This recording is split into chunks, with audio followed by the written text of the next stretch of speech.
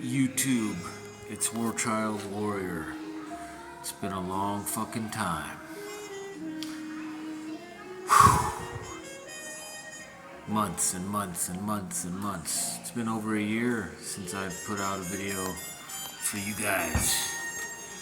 This is going to be a short one because I'm at work right now and I'm on my break at the moment. It's quitting time here soon. But I just wanted to talk about something for like a few minutes, and this is going to be a topic we're going to talk about again in the future. It'll be a longer video, more in depth and more detailed video. But right now, I just want to say, everyone has an opinion and a different feeling on the border crisis and the situation with the immigrants coming into this country. Unless you've been under a rock or living with your head in the ground like an ostrich, then you should be fully aware of all of the tragedies that have been happening in the last few months. And I'm talking about deaths on both sides. I'm talking about the fights breaking out in New York between these immigrants and the police officers. I'm talking about all of it. If you don't think that this immigration problem is going to be a problem for you at some point in the future, small town anywhere, at this point, they're filling up this country so fast that there's not much time to breathe. So your little small town, my little small town, I'm already seeing immigrants here. And that means that they're spreading out from the large cities to smaller towns like this, way up here in the Pacific Northwest, where there's really nothing up here except for fucking woods and small industry. So for them to be coming up here, that means it's getting full down there somewhere else. And wherever they seem to be popping up, these stories are popping up as well. The stories of murder and rape and everything else. And, there's an argument out there going around, well, we already had that. We already had these crimes before these immigrants started coming here. Perhaps that's true. But you don't think that because of these immigrants coming here, that those crimes are ramping up, doubling, tripling, quadrupling in numbers? Please, if you haven't, do some research. Go search out stories, news stories that may not have made air or been talked about. So you may not even know that these tragedies are happening because they're not being talked about on Fox or CNN or NBC or any of those fucking networks. So for you to find this stuff, you might have to go searching YouTube videos and news creators and, So if you haven't done that, I advise you to go do it. Go see what's actually happening. There's things happening hourly that are just spiraling this whole situation. And it doesn't matter where you live at this point. That's what I'm trying to tell you. It doesn't matter if you live in San Francisco or LA or Vancouver, Washington or Portland, Oregon or fucking somewhere in Louisiana or Texas. They are going everywhere. Every state. And then the whole situation in Haiti that just recently happened, so now you're going to have a whole bunch of Haitians coming over here. The stories of cannibalism. Go look up barbecue. Go look up who that guy is. His name is Barbecue. Go look him up. He's been in the news recently. A lot. If you don't know what I'm talking about, well, then you may be an ostrich. But anyway, and this is just one drop in the bucket as far as the issues that have been recently in the news that are affecting daily life everywhere in America, whether it be at your job or in your home or at the grocery store or at the gas station or wherever the hell you are, whatever the hell you're doing.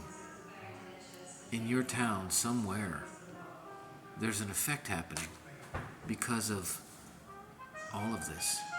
And it could be the economy in your town. It could be the inflation in your town. It could be more intense and serious than that. I mean, no one really knows the numbers. We've lost track of that long ago. At this point, it's out of control. It's overflowing.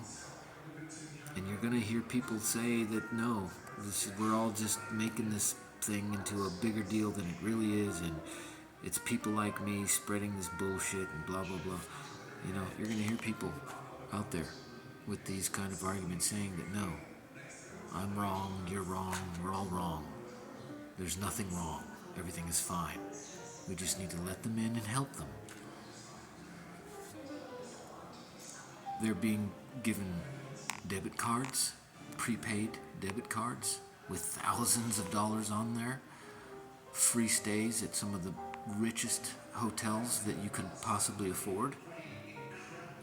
You and I would have to work for a year straight to be able to afford one night in some of these places.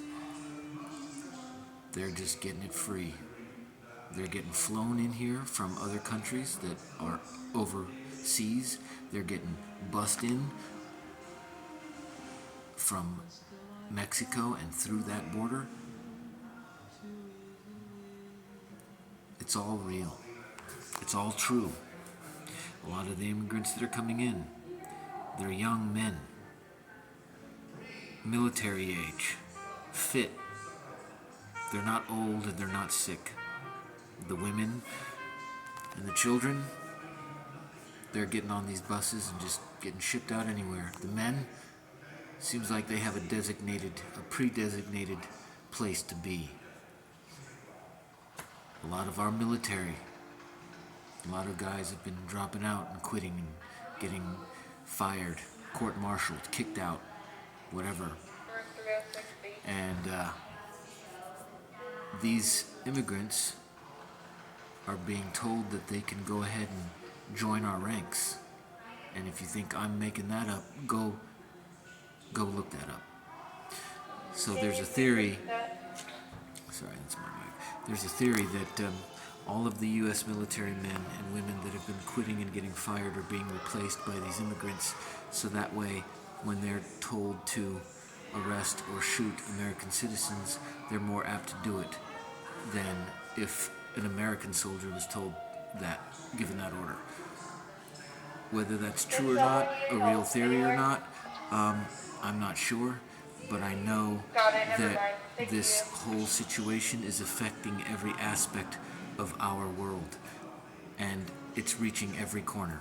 Military, financially, daily lives of every average citizen, Tom, Dick, or Harry, any industry, it's affecting that. Businesses, school districts, banking industries, all of it. This has been about a 9-minute video now, so I'm gonna cut this one out here short, but go look some of this stuff up. And if you see an influx of people in your town or your city that you haven't seen before, or seems, like these people are just starting to show up in odd places at odd times. The other day I was getting on a bus, and maybe it means nothing, but maybe it means something. But before I go, I was getting on a bus the other day, and and I'm not against I'm not, racist. I don't have anything against Mexican or any foreign person, if they come here legally and everything is legit, then what's the problem? And even if they come here illegally, Wait, give me just a second. it's not the best way to do things, but in small numbers it's not It's not terrible, but they're coming over here in the millions, straight up. Anyway, back to this story. I was on the bus and I saw about 10 Mexican looking, Latin looking people. And I didn't think anything of it except for the news stories that have been in the news lately. And then I started thinking, I've never seen, I've lived here for 16 years. Give me 1 minute. Anyway, and I had never really seen a large group of Mexicans. And I know this sounds so bad and racist, but how else am I supposed to describe what I'm talking about? I had never really seen that before. None of them were speaking any English. They were all covered in what looked like sand or dust. And I hate to say it like this, but they looked like they had just gotten here, maybe hours ago. And I don't know where they were going. I wasn't going to ask. It's none of my business. Maybe they were all legal. Every single one of them had their green card. Maybe that was the case. Maybe I'm being prejudgmental, but I just kind of made me raise my eyebrow a little bit. And of course, I live in a town that has a Latin American population. Every town in America probably has a small or medium to large population of some other race, whether it be, Latin, Mexican, Asian, African American, Black, Korean, German, Irish, whatever. Every town somewhere in America has a small population of some foreign race. And in this town, of course, there are parts of this city, this small city, that have, Asians living in certain areas, Mexicans living in certain areas, Blacks living in certain areas, and not that they're choosing to segregate, but we all, live together in this one city, in this one small town. And there's not much race crime here. There hasn't been. Up here in the Pacific Northwest, compared to everywhere else that things are happening, it's pretty quiet up here pretty frequently. Portland, Oregon is about 2 hours above us, north of us. And that city is larger and it has a lot of activity and none of it is good. And between Portland and us, Eugene, there is another town called Salem, and it's a smaller city, and it also is crime-ridden and just drug-riddled and terrible. And so we're getting people coming down from Washington and these larger cities into this small town of Eugene, and we're starting to see things change. They're starting to look a lot like Los Angeles and San Francisco in this small little town. We already have issues here, like homelessness and drug addiction and the decriminalization of hard drugs that they did, a few years ago, and that has just made everything fucking worse. But if we start seeing an influx of immigrants here, just like everywhere else, then yes, this little town will be transformed into a shithole. It'll look like everywhere else. And that's the way it is, and that's the way it's going. Anyways, this has been War Child Warrior. Leave your thoughts and comments in the section below. Give me a thumbs up if you like this video, if you got anything from it. I appreciate all of you for being subbed to me for so long.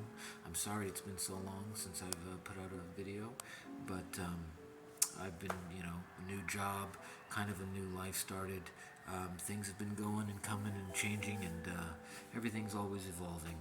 So, but I'm still prepping. I'm still, paying attention to the news, keeping my nose to the grindstone, so to speak. So anyway, bless you all, and take care.